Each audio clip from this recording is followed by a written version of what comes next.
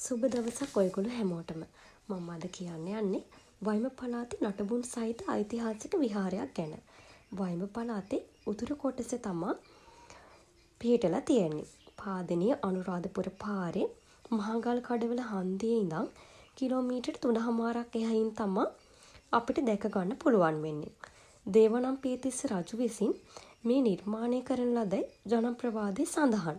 ශ්‍රී සගබෝ රජ සමයේ මේ වනාන්තරයකින් වට වී තිබුණු බවටත් ශ්‍රී සගබෝ රජු හිස දන් දුන් ස්ථානයේ මේ බවටත් ජනප්‍රවාදයේ විශ්වාස කරනවා. මේ තියෙන්නේ නටබුන්නු විහාරය. මේ තියෙන්නේ ගල නැග්ගාම දකින්න ලැබෙන ඉතා අලංකාර දර්ශනය.